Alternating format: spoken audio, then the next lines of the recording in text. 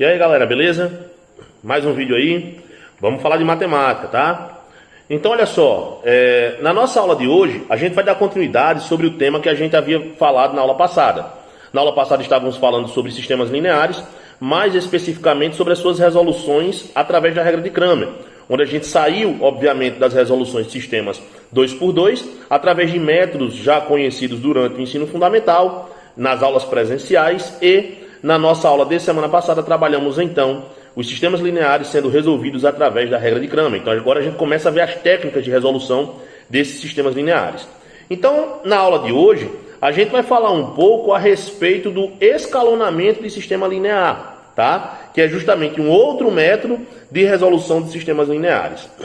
Antes de mais nada, vale aqui uma observação que às vezes pode até ficar na cabeça de vocês o seguinte: ah, professor, mas são duas técnicas para se resolver o mesmo sistema, tá? Então é obrigado a gente resolver pelos dois, é obrigado a gente saber os dois.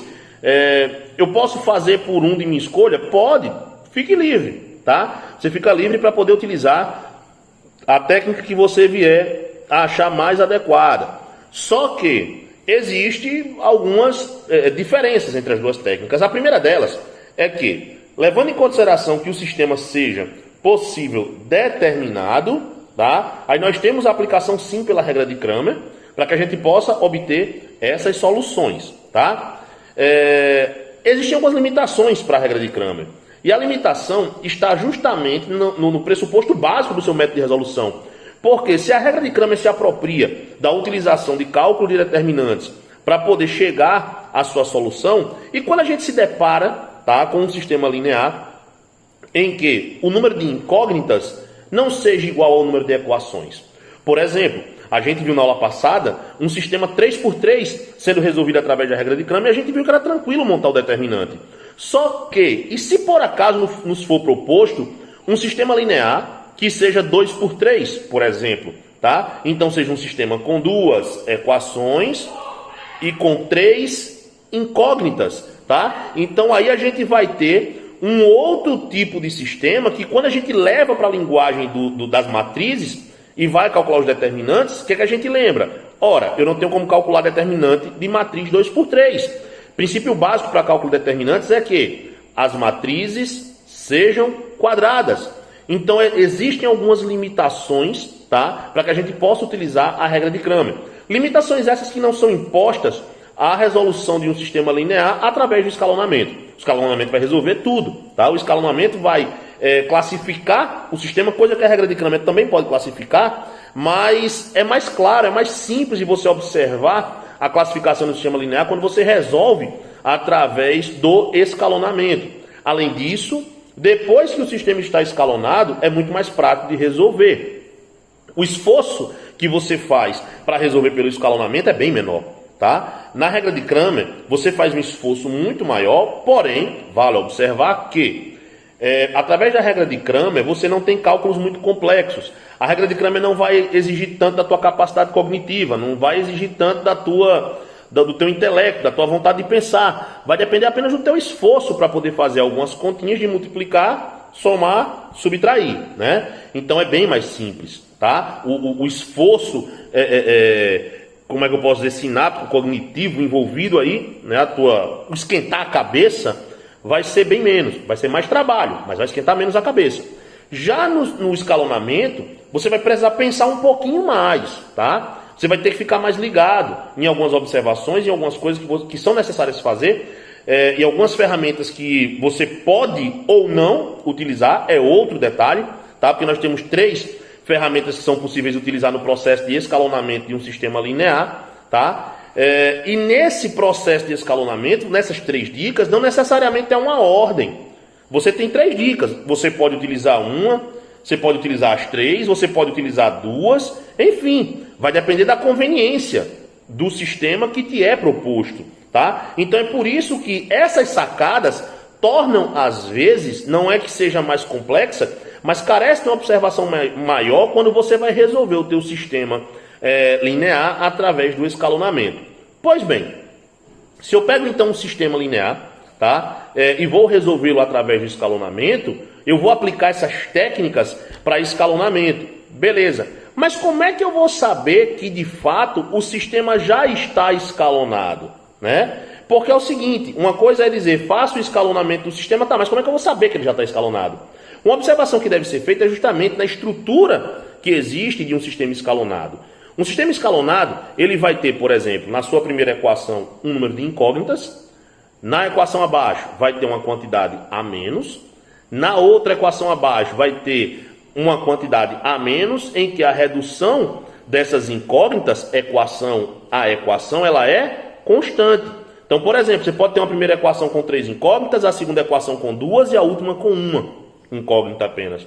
Você pode ter uma primeira equação com 4 incógnitas, a segunda com 2, está escalonado.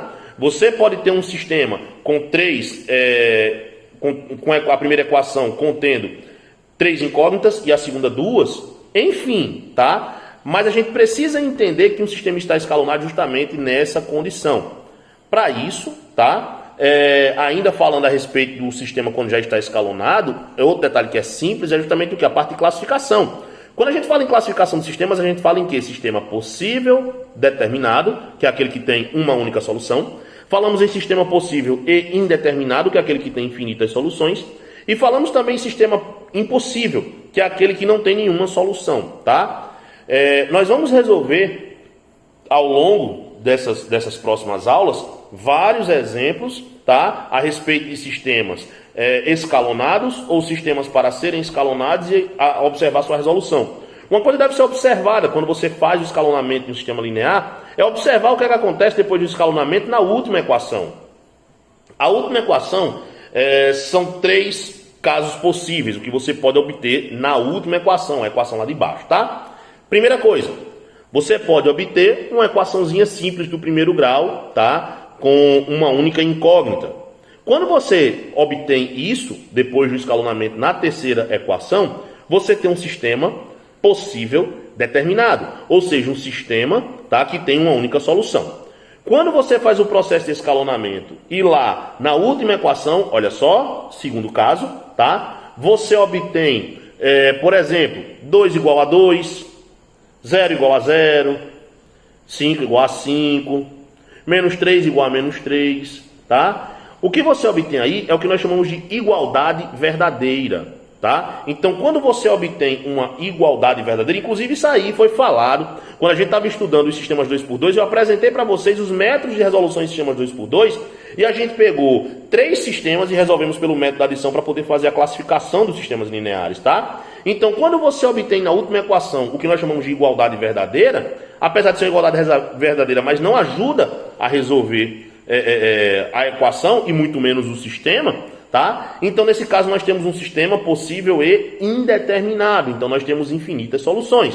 Agora, quando após o processo de escalonamento, você na última equação obtém uma igualdade não verdadeira, como é que seria isso? Por exemplo, na última equação você obtém 2 igual a 5, 8 igual a 12, 4 igual a 7, não tem como isso ser igual. 0 igual a menos 3, não tem como isso ser igual. Então, não existindo essa possibilidade, tá? Nós temos o que é chamado de igualdade não verdadeira. Então, quando isso ocorre, nós dizemos então que o sistema ele é impossível. E quando o sistema é impossível, ele não tem solução.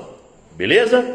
Vamos então agora recorrer a um exemplo onde a gente vê um sistema que já está escalonado. Por quê? Como eu havia falado no princípio dessa aula. Não adianta eu falar sobre escalonamento se a gente não souber onde é que a gente quer chegar. A gente quer chegar a um sistema que já esteja escalonado. Se a gente está propondo escalonar o sistema, eu tenho que saber onde eu tenho que chegar, né? Eu preciso saber onde eu tenho que chegar, eu preciso saber e entender, cheguei no sistema que agora está escalonado. Então, vamos agora ver um exemplo do que vem a ser um sistema que já está escalonado, beleza? Vamos lá então. Temos aí então a seguir, tá, um sistema que já está escalonado, tá? Observem que sabemos que esse sistema está escalonado justamente porque aqui na primeira equação nós temos 3 incógnitas, x, y, z. Na segunda equação nós temos apenas 2 incógnitas, y e z. E na terceira equação eu tenho apenas uma incógnita, z, formando como se fosse uma espécie de uma escadinha. Então esse sistema aqui, ele está escalonado, beleza? Para resolver um sistema quando já está escalonado é muito simples. Basta a gente resolver esse sistema de baixo para cima, tá? Da equação mais simples até a equação mais complexa. Começando então pela essa equação que nós temos aqui embaixo, teremos então aqui, ó, o seguinte, vamos lá. Equação de baixo, menos 2z igual a menos 2. O que é que a gente faz aqui, ó? Multiplica por menos 1 para que a nossa incógnita fique positiva, tá? Ficando então com 2z igual a 2. 2 está aqui dividindo, passa para o outro lado multiplicando. Implica dizer que z é igual a 2 sobre 2. Implica então dizer que z é igual a 1. Chegando então ao valor de z. Beleza? O que é que eu faço agora? Eu pego esse valor de z, tá? Obtido na terceira equação e jogo ele na equação de cima para que eu possa encontrar o valor de y. Beleza? Vamos lá então. Jogando então na equação de cima lá, ó, que é y mais 4z igual a 7. Beleza? Só que o z vale quanto? 1. Substituindo então, ficaremos com y mais, perdão aí, tá? Mais 4 vezes z. Z vale quanto? 1. Igual a 7. Beleza? Vamos lá então. Ficaremos então com y igual a 7. 4 vezes 1, 4 positivo. Quando passa para o outro lado, passa subtraindo. Menos 4. Implica dizer então que y vai ser igual a 7 menos 4. 3. Encontramos então o valor de y.